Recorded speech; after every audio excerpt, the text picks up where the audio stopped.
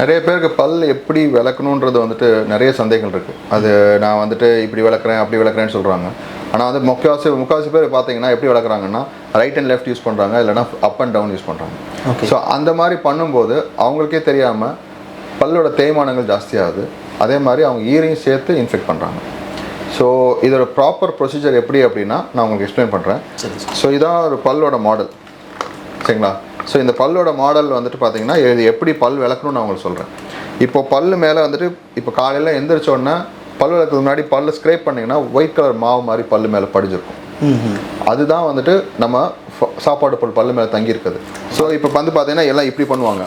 இப்படி பண்ணும்போது அந்த ரெண்டு பல்லுக்கு நடுவில் அந்த ஈர் இருக்கும். அப்போ என்ன பண்ணுறாங்கன்னா இந்த போர்ஷனில் இருக்கக்கூடிய சாப்பாடு பொருளை இந்த ஈருக்குள்ளே செலுத்துகிறாங்க.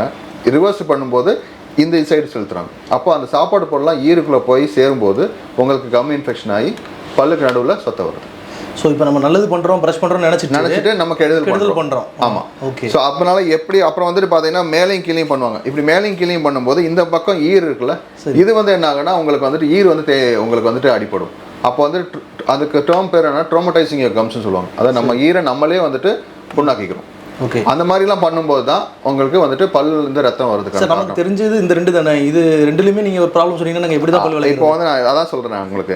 ஸோ இப்போ ஜென்ரலாக பார்த்தீங்கன்னா உங்களுக்கு அந்த பல்லு மேலே இருக்கக்கூடிய அந்த காரையை மட்டும்தான் எடுக்கணும். அதுக்கான ப்ரொசீஜர் என்னென்னா, இந்த ப்ரஷ் எல்லாரும் சொல்லுவாங்க இப்போ இப்படி இருக்கும் உங்களுக்கு.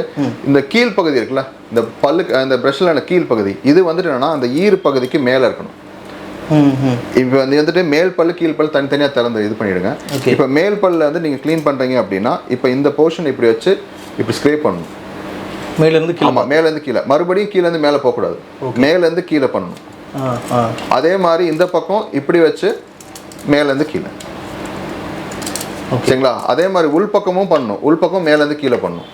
ஸோ அந்த மாதிரி பண்ணும்போது நீங்கள் எல்லா சாப்பாடு பண்ணி வெளியே எடுக்கிறீங்க, எதையும் வந்து ஈருக்குள்ளே நீங்கள் செலுத்தலை. அதே மாதிரி ஃப்ரண்ட்டில் வந்து பார்த்தீங்க அப்படின்னா மேலேருந்து பண்ணிவிட்டு உள்பக்கம் வந்துட்டு இந்த போர்ஷன் கடைசி கீழே டிப்பை வந்துட்டு வச்சு க்ளீன் பண்ணணும். ஓகே, ஸோ மறுபடியும் திரும்பி உள்ளே போகக்கூடாது. அதாவது நீங்கள் கம்ஸை வந்துட்டு நீங்கள் வந்துட்டு இப்படி பண்ணிவிட்டு பண்ணிங்கன்னா கம்ஸில் அடி வாங்காது உங்களுக்கு. அது ஒவ்வொரு தடையும் எடுத்துகிட்டு திரும்பி வைக்கணும். நீங்கள் இப்படியே இப்படி தைக்கக்கூடாது, புரியுதுங்களா? எடுத்துகிட்டு மறுபடியும் கீழே இது பண்ணணும். எடுத்துகிட்டுனா ஃபுல்லாக வெளியே வந்துடணும். இப்போ நீங்கள் இப்போ வச்சுருக்கீங்க, இப்போ நீங்கள் இந்த சைட் பண்ணுறீங்க, இப்படி பண்ணுறீங்க 1 2, அதாவது இப்படி, ஓகே, இப்படி மறுபடியும் நீங்கள் பல்லு மேலே வைக்கணும்னா திரும்பி இப்படி தான் வைக்கணும். சரி, இப்படி வச்சு எடுத்துருவீங்க, அவ்வளோதான். திரும்பி ரிவர்ஸில் போகக்கூடாது. அதே மாதிரி கீழே வந்துட்டு பார்த்தீங்கன்னா கீழே வந்து இப்படி எடுப்பீங்க. ஓகே, அதே மாதிரி இப்படி வந்து இப்படி எடுப்பீங்க. அதே மாதிரி இது வந்துட்டு என்ன ஆரம்பத்தில் கொஞ்சம் கஷ்டமாக இருக்கும். ஆனால் இது பழகிட்டீங்கன்னா இதனால இந்த பல்லு தேய்மா இப்போ நீங்கள் வந்துட்டு இது அழுத்த மாட்டீங்க, பல்லு எதுவும் அழுத்தம் இருக்காது உங்களுக்கு. அந்த மாதிரி வந்துட்டு உங்களுக்கு பல்லு தேய்மானம் நடக்காது. அதே மாதிரி ஈரும் வந்துட்டு உங்களுக்கு ஹெல்த்தியாக இருக்கும். ஈரில் நீங்கள் ட்ரோமடைஸ் பண்ண மாட்டீங்க. சில பேர் வந்து சொல்லுவாங்க நம்ம வந்து சாப்பிட பொருள்னால தான் வந்துட்டு ஈரில் வந்துட்டு வீக்கம் வருது, ஈரில் வந்துட்டு ரத்தம் வருது. அது வந்துட்டு என்னன்னா இந்த மாதிரி சாப்பாடு பொருள் உள்ளே போய் தங்கும்போது தான். ஓகே, அதுவும் ஒரு காரணம். சரி, ஸோ அது ஒன்று. ஸோ அதே மாதிரி க்ளீனிங்கும் இது பண்ணிடுவீங்க. ஸோ இதை வந்துட்டு சொத்தை வராமல் தடுக்கணும் அப்படின்றது ஒரு ப்ரொசீஜர் இருக்குல்ல. இப்போ ஃப்ளாஸ் நான் சொல்லியிருந்தேன் உங்களுக்கு வந்து எப்படி பண்ணணும் அப்படின்னு சொல்லிட்டு நான் சொல்கிறேன்னு சொல்லிட்டு. இப்போ வந்து என்னென்னா நைட்டில் வந்துட்டு ஃப்ளாஸ், இதான் ஃப்ளாஸ்ன்னு சொல்லுவாங்க, ஓரல் பியில் இருக்குது, இல்லை கோல்கேட்லேயும் இருக்குது அந்த இதில். ஸோ இப்போ வந்துட்டு என்னென்னா இந்த மாதிரி ஒரு த்ரெட்டு மாதிரி எடுத்துக்கோங்க.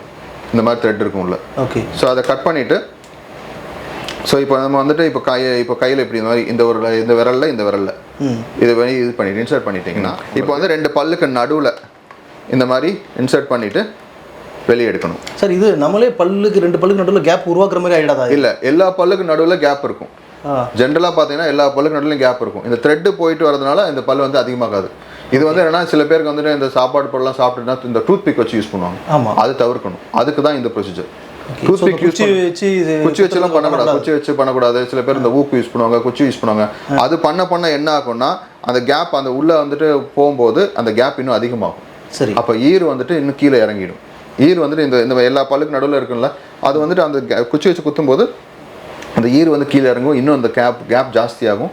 அப்போ வந்துட்டு பார்த்தீங்கன்னா உங்களுக்கு சாப்பாடு பல்லு இன்னும் அதிகமாக இருக்கும். இந்த த்ரெட் ரொம்ப சின்னதாக இருக்கும், ரொம்ப மைண்ட். இது வந்துட்டு இந்த ரெண்டு பல்லுக்கு நடுவில் க்ளீன் பண்ணுறதுக்கு இதை இன்சர்ட் பண்ணி இது வெளியே எடுத்தீங்கன்னா உங்களுக்கு போதும்.